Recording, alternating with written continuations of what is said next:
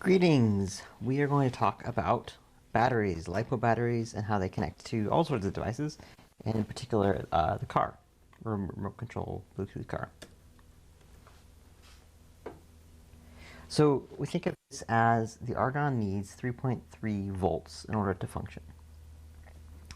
Our motor typically requires 1 to 3 volts, but it can handle up to 12 volts, like a 12-volt battery, a DC battery, for example, a 9-volt battery. So what we're going to use is we're going to use a 3.7 volt battery. So we could use something else, but these are convenient because these are sort of the rechargeable solution. So it works pretty well for what we need. So this is the battery that we're going to use. This is a lithium ion polymer battery, often called a LiPo battery. This is the one that we have in our kits, or similar design. So again, this operates at about 3.7 volts. Remember that the argon needs 3.3. The batteries need about 1 to 3, or the DC motors need about 1 to 3. So we're pretty good on the power that we have. They're rechargeable, which is great. So we're not wasting all the sort of alkaline batteries or AA batteries. Right, we're able to reuse them. It has a 2-pin connector, which happens to be on the argon, which is great. So it's the same kind of plug that we can use. It's pretty lightweight if you feel it. It's easy to transport. A couple things about how strong it is. So when you look at a battery like this, it'll talk about the voltage, which is how much power it can supply. But it also has a capacity rating. And so capacity is measured in amp hours, which is kind of a strange unit. But the definition of an amp hour is the amount of current the battery can supply for an hour before it is drained. So imagine if the battery were supplying the utmost current that it could for 1 hour, and then it was completely drained. That is the rating. So it's kind of a measure of max capacity. Although typically we would not use the entire battery in 1 hour. It's just a measurement that we use in batteries. Our battery is 1800 milliamp hours, or 1.8 amp hours.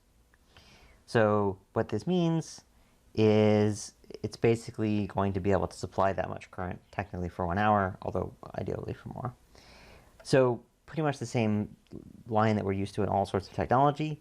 Greater capacity means the battery is going to be bigger, which means it's going to cost more. So this is kind of the balance we strike with batteries. So batteries in your small earbuds, right, they might not last as long as this battery. Meaning for your car, they might not be able to supply as much power, but they're obviously much smaller. They're going to cost a lot less. So this is sort of the ratio we're trying to figure out when we figure out how long a battery should last. Obviously, a laptop battery is going to have a much increased capacity relative to our argon battery or your headphone batteries. Couple special concerns. These are pretty safe. You shouldn't be concerned about these. They're going to work fine. They're the same things that are in your cell phones and your laptops. There's nothing to be concerned about. There are a couple small caveats, just like you would have in your cell phone or with your laptop, but this battery is more exposed, so we just want to be be cautious about a couple things. Only charge it with a specific charger. So in this case, we can charge it through the argon, so we're fine.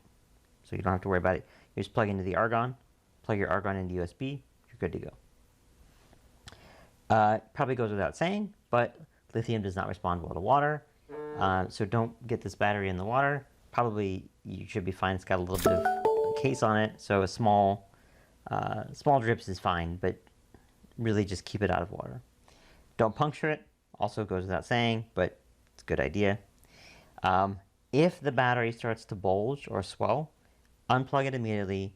Don't use it anymore, and contact me, and I'll have you dispose of it in a appropriate way. There's places you can take it or ship it, and then we'll get you another battery. Also, environmental concern, please don't just throw it in the trash. If you ever use it, whether this class or any other battery, the toxic metals in this battery, they're not going to hurt you, but if they're left to decompose in the environment, they can be harmful there. There are a list of recycling centers here you can visit anywhere in your neighborhood. So this is our charging port. So you'll see that this is on the end of the battery, and conveniently it matches up to the argon. So this is the port. So what we do is we plug the battery into the argon and then the argon into USB or your laptop, and it charges no problem. So you'll see that we have both in this picture. At the top right, top left, there's this black square, and on your argon, that's where you plug the battery in. Okay, but we're also going to introduce two new pins today. So EN, we have mentioned maybe once or twice, but it's basically an on-off for the argon. If you connect ground to that pin, you will turn it off. So this is really useful if you want to have a switch for your battery-powered device. You just plug the switch, one end of the switch into ground, the other end of the switch into EN, and when you flip the switch to make the connection with ground, it will shut off completely, which doesn't use battery power. So it's a really nice way to save battery power. The next new pin is Li+. So this is how you get the 3.7 volts on your battery. What this means is so we have VUSB, right, which is how we got the 5 volts when we had plugged into USB.